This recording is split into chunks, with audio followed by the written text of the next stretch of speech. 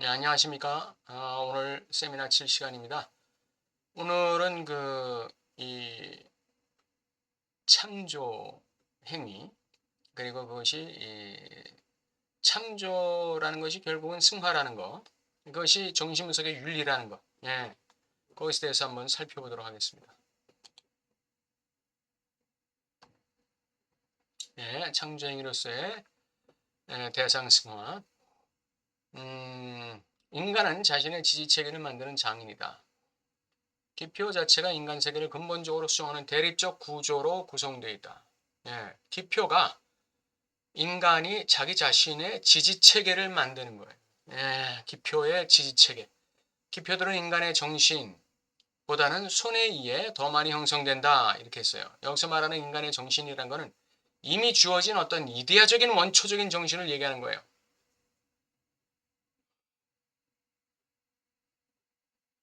이미 존재하는 어떤 정신. 그거에 의해서 인간의 기표가 만들어지기보다는 손에 의해서 더 많이 형성된다는 것은 말과 담론을 통해서 형성된다는 걸 얘기하는 것이죠. 말과 담론에 의해서 더 많이 형성된다. 원초적인 어떤 이데아적 정신에 의해서 형성되는 게 아니라 기표가 말과 담론에 의해서 기표가 형성된다. 담론이 중요한 거예요. 인간이 자신의 지지체계를 만드는 데 있어서 어떤 사람과 어떤 담론을 하느냐가 자신의 지지체계를 만드는 데 있어서 아주 결정적인 것이죠. 두 번째, 예술 영역에서의 승화와 관련하여 창조에 대해 말하지 않을 수 없다. 창조의 개념은 승화의 동기라는 우리의 주제뿐만 아니라 가장 넓은 의미의 윤리 문제를 담고 있다. 그러니까 여기서 이제 창조와 승화와 윤리, 이것이 이제 직결되는 거예요. 연결되는 것이죠. 예, 창조의 개념은 승화의 동기뿐 아니라 윤리 문제를 담고 있다. 대상은 그것이 생성된 대상인 한 기표로서의 사물을 피하는 것이 아니라 그것을 재현할 수 있게 하는 기능을 갖는다. 대상, 그것은 생성된 대상입니다. 우리가 대상을 오퍼레이션 하는 것이죠. 조작하는 거예요. 뭘로? 기표로. 그것이 대상의 상징화죠. 사물의 상징화. 그래서 기표로서의 사물을 피하는 게 아니에요. 기표로서의 대상을 피하는 게 아니라 그것을 재현한다. 기표화를 재현한다는 것이죠. 그래서 대상을 재생성한다. 대상을 재생성한다는 건 뭘 의미합니까? 주체의 현실을 재생산한다. 이걸 얘기하는 것이죠. 주체의 현실을 재생산한다.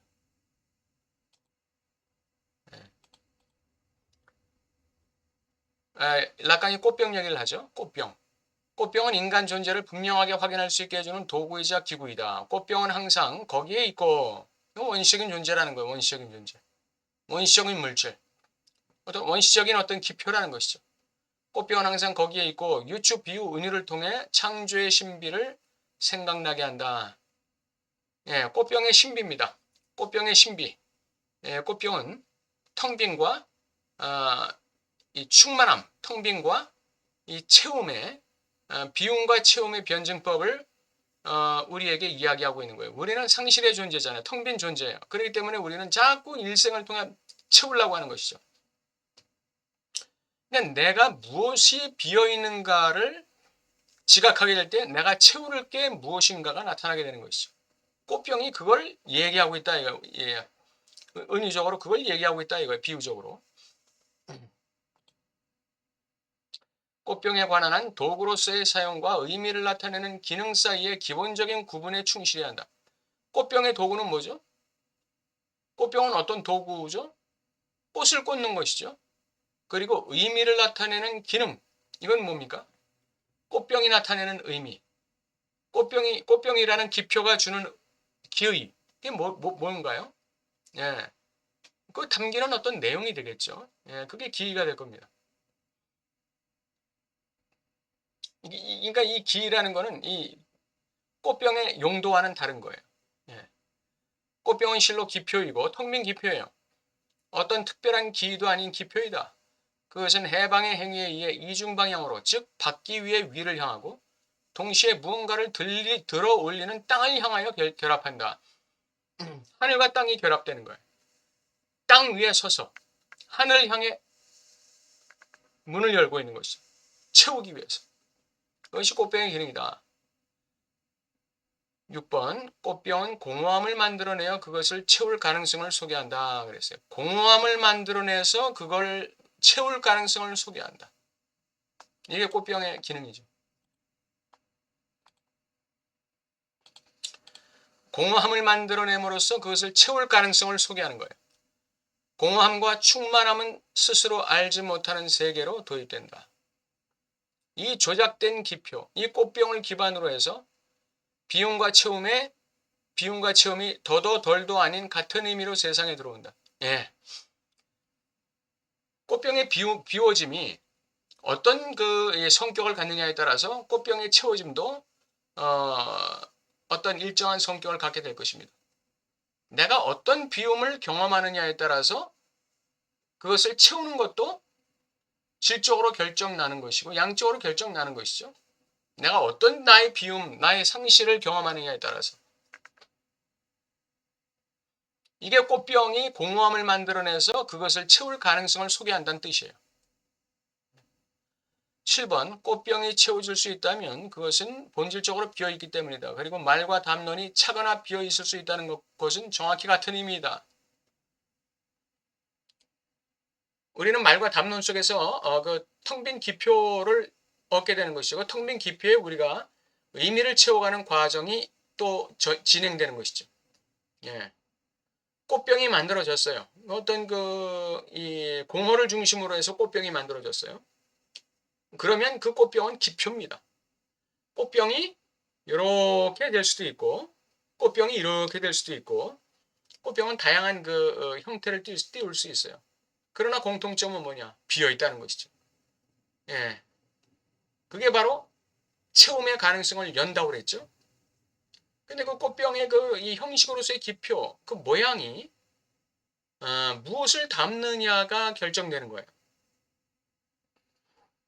비어있는 꽃병의 형식이, 그 모양이 거기다 무엇을 담느냐가 결정되는 것이죠.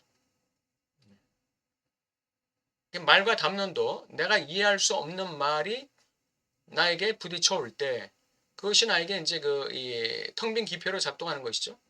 거기에 기의를 갖다가 만들어내는 과정이 필요하고, 그 만들어지는 기의가 바로 나 자신의 의미가 되는 것이죠. 예, 나를 어떻게 한다?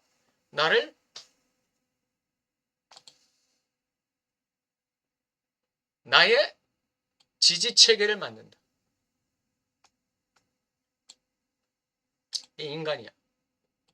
인간은 자신의 지지체계를 만드는 장인이다 그랬습니다. 자신의 지지체계를 만드는 장인.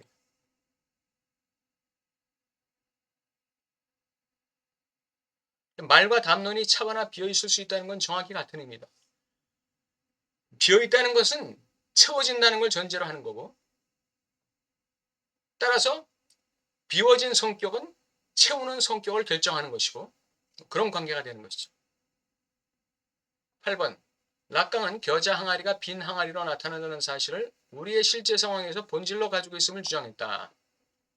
항아리를 채우는 사람인 보르니부스가 항아리에 무엇으로 채우느냐가 항아리를 제한한다 그랬어요. 다른 말로 말하면 내가 나의 상실과 결여를 채우는 내용이 곧 나 자신이다. 무에서 유를 만든다는 것은 상실의 공허 속에서 내가 무엇을 품느냐에 따라 결정되는 거예요.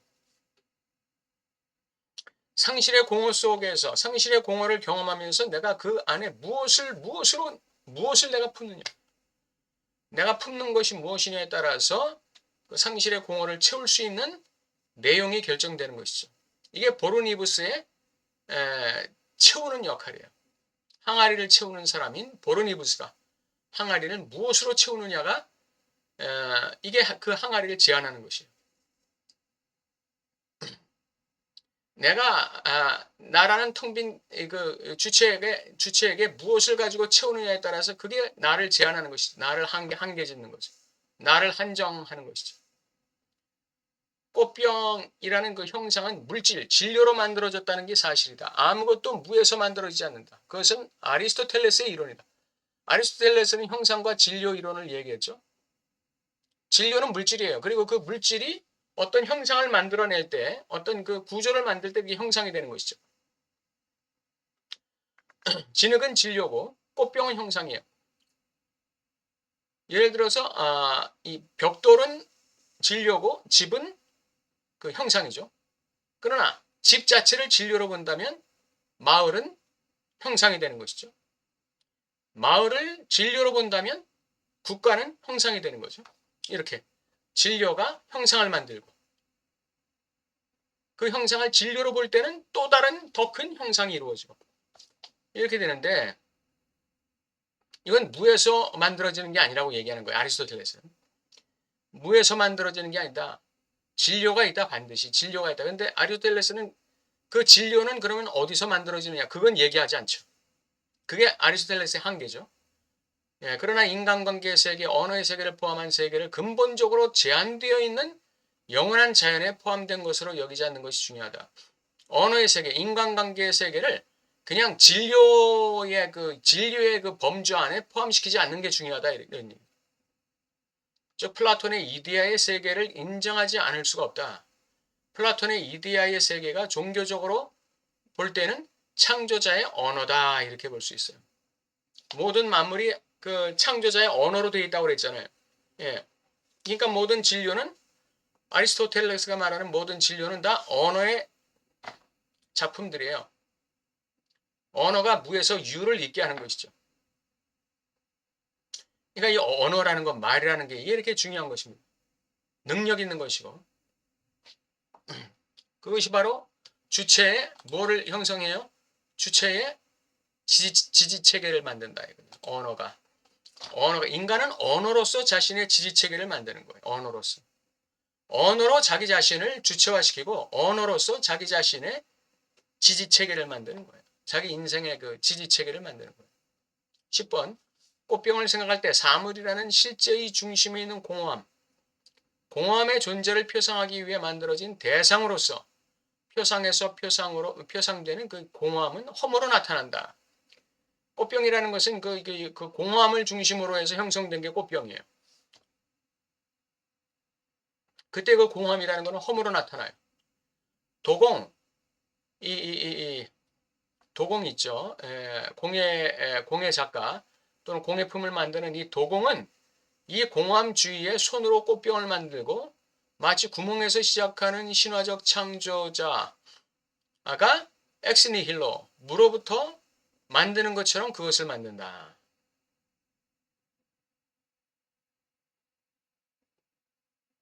꽃병이라는 기표 작업은 그 신화적 창조자가 무로부터 만드는 것처럼 그렇게 만든다. 공허함 주위에 손으로 뭔가를 만드는 거예요. 꽃병을 만드는 것이지. 마치 무에서 유를 창조하듯이. 기표의 형성과 실제의 틈이나 구멍을 도입하는 것은 동일하다. 기표가 만들어진다는 것은 창조가 이루어진다는 것을 얘기하고 동시에 기표가 만들어지면서 그 기표의 한가운데 틈과 구멍이라는 허무가 도입된다 그거죠. 기표가 형성돼서 사물이 기표화된다고 해서 그 틈이나 구멍이 메워지는 건 아니에요. 새로운 틈과 구멍이 도입되는 것이죠. 기표를 만든다는 것은 인간이 기표를 만든다. 왜냐하면 인간의 언어는 조각난 언어예요. 조각난 언어. 분열된 언어죠. 그렇기 때문에 그 기표가 아무리 형성이 되고 또 형성이 돼도 그 한가운데에는 그 틈, 구멍이 도입된다. 꽃병은 기표고 그 한가운데 틈과 구멍은 실제, 허무다. 이렇게 락강이 표현하고 있습니다. 꽃병은 기표고 그 한가운데 틈과 구멍은 실제이다. 허무이다. 사물을 기표하면 반드시 틈과 구멍이 생긴다. 모든 철학과 정신과학은 그 가운데 커다란 틈과 구멍을 가지고 있다. 성경과 창조주의 창조로부터 시작하지 않으면 다시 말해서 무로부터의 창조에서 시작하지 않으면 모든 철학과 정신과학은 자신의 틈과 구멍을 메울 도리가 없다. 언어의 근원인 성경과 창조의 근원인 창조주의 언어로부터 시작하지 않으면, 다시 말하면 무로부터의 창조에서 시작하지 않으면 철학과 정신분석은 자신의 틈을 메울 도리가 없다는. 12번 이 조작된 기표인 꽃병의 도입은 이미 무에서의 창조 개념을 담고 있다. 그리고 무에서의 창조라는 개념은 사물 그 자체의 정확한 상황과 공존한다.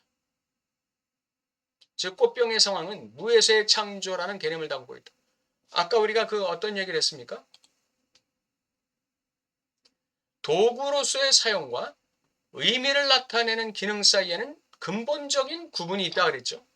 이게 바로 의미를 나타내는 거예요. 꽃병이 나타내는 의미, 예, 그것을 담고 있는 거예요.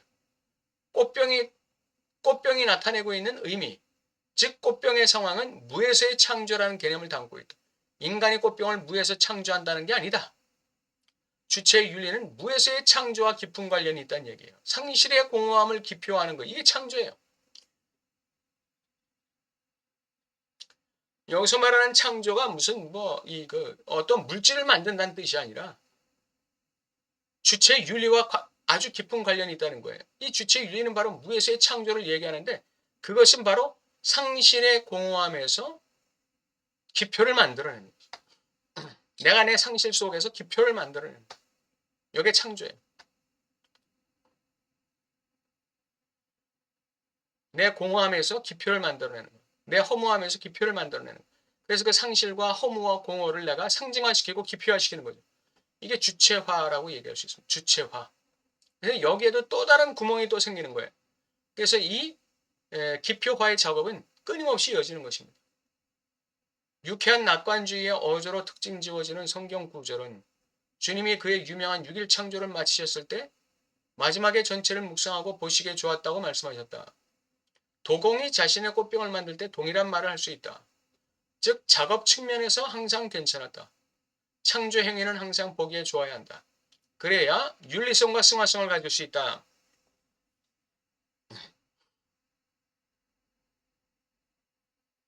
하나님이 이 말씀으로 6일간 천지를 창조하신 것과 같이 그리고 다 창조하신 후에 보시기에 좋았다 이렇게 말씀하셨던 것 같이 우리가 나 자신을 만들 때 또는 대상을 승화시켜 나갈 때 이 창조 행위는 우리가 볼 때 항상 보기 좋아야 돼요. 그러니까 우리가 볼 때 항상 보기 좋아야 되고 누가 봐도 항상 보기 좋아야 돼요. 그래야 윤리성과 승화성을 가질 수 있습니다. 내가 보기에 좋았는데 다른 사람 보기에는 별거 아니다. 그러면 이건 창조성이 없는 것이죠. 그건 윤리성이 없는 거예요. 보편적 윤리성이 없는 것이죠.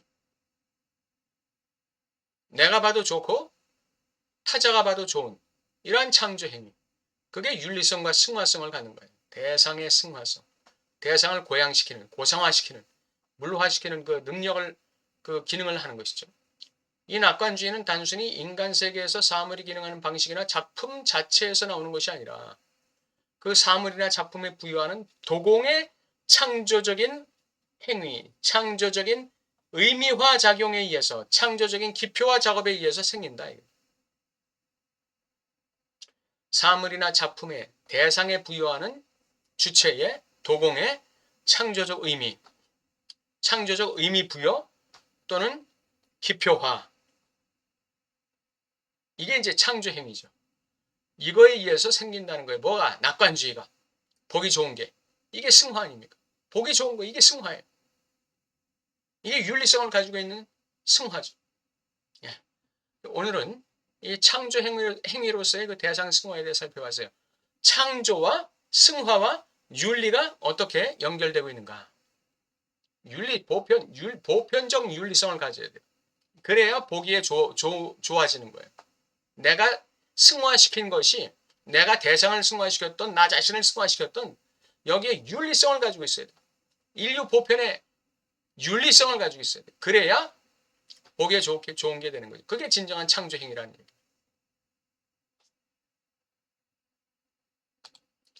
오늘 그 창조 행위와 이 승화, 윤리 이 문제에 관해서 한번 살펴봤습니다.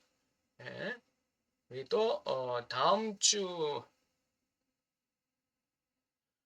수요일은 그 쉬는 날이기 때문에 넘어가는 걸로 하겠습니다. 예, 감사합니다.